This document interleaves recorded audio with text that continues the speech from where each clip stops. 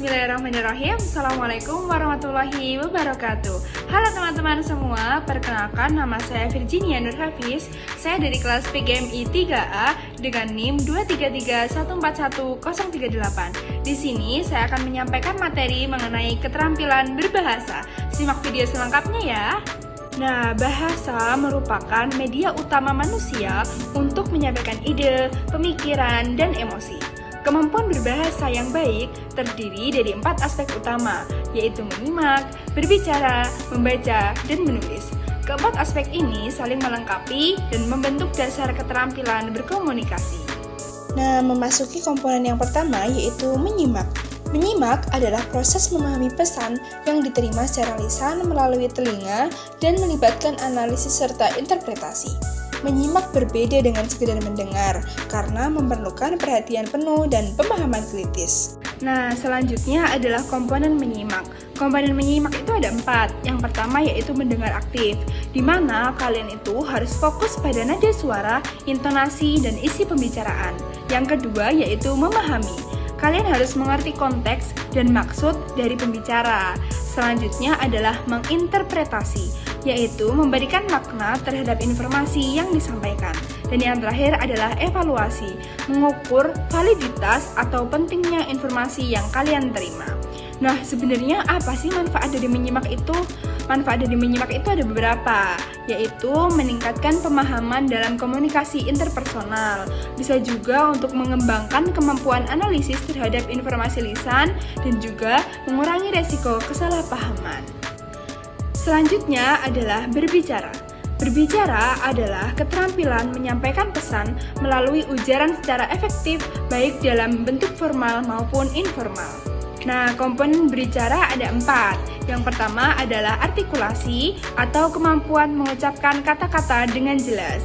Dan yang kedua adalah kosakata, yaitu penggunaan kata-kata yang sesuai dan kaya.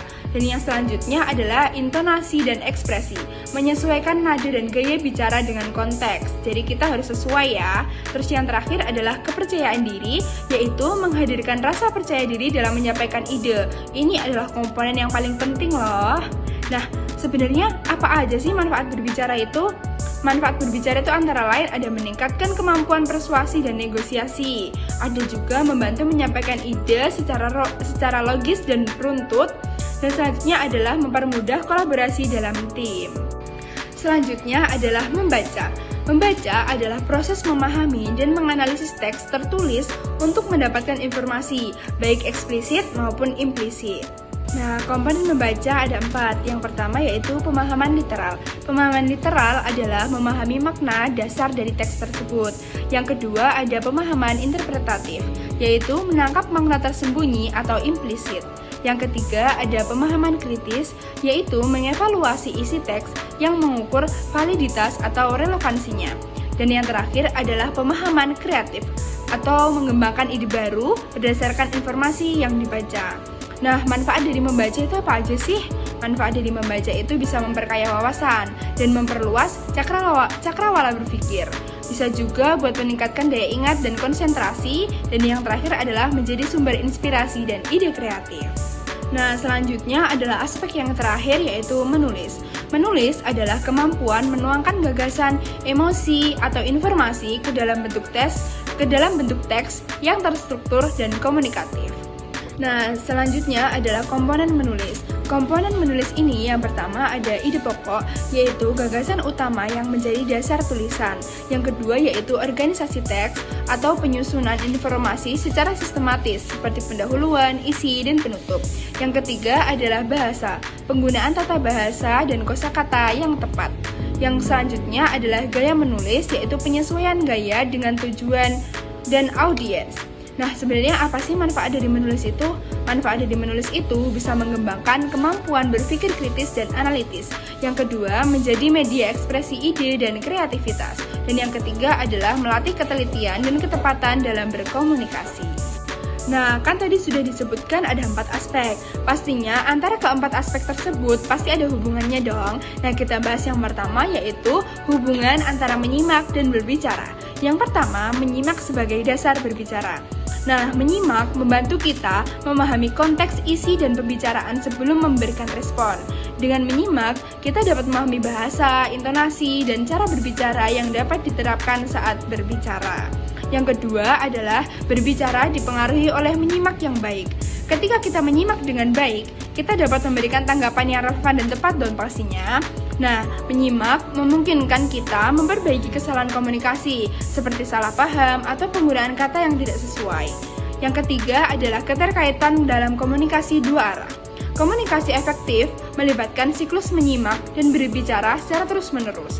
Seorang pembicara yang baik juga harus menjadi pendengar yang baik, karena respon verbal dipengaruhi oleh pemahaman terhadap pesan yang diterima. Nah, selanjutnya adalah pentingnya menyimak dalam pengembangan berbicara. Yang pertama adalah belajar kosakata dan gaya bahasa. Dengan menyimak, seseorang dapat memperkaya kosakata dan memahami berbagai gaya berbicara.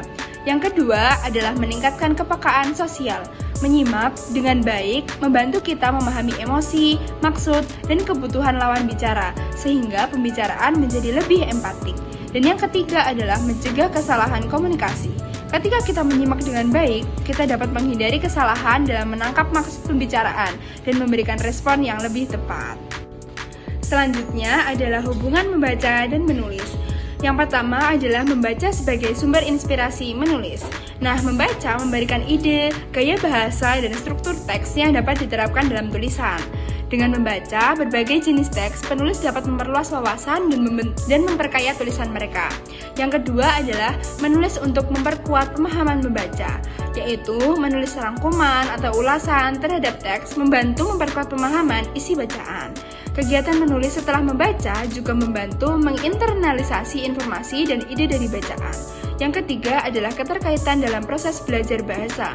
Dalam belajar bahasa, membaca membantu penguasaan kosakata, tata bahasa, dan gaya penulisan. Menulis juga membantu melatih menggunakan kosakata dan tata bahasa yang telah dipelajari dari membaca. Nah, selanjutnya adalah pentingnya membaca dalam pengembangan menulis. Yang pertama yaitu menambah kosakata dan gaya bahasa. Membaca teks berkualitas membantu memperkaya kosakata dan memahami berbagai gaya bahasa yang dapat diterapkan dalam menulis. Yang kedua adalah memahami struktur teks. Membaca memberikan contoh struktur teks seperti paragraf pembuka, isi, dan penutup yang penting dalam menulis. Dan yang ketiga adalah mengasah imajinasi dan kreativitas. Membaca cerita atau karya sastra memicu imajinasi yang berguna untuk menulis cerita, puisi, ataupun tulisan kreatif lainnya. Nah, jadi kesimpulannya adalah antara keempat aspek tersebut pasti saling berhubungan dan berkaitan dan saling mendukung juga. Mungkin cukup sekian yang dapat saya sampaikan, kurang lebihnya mohon maaf. Wassalamualaikum warahmatullahi wabarakatuh.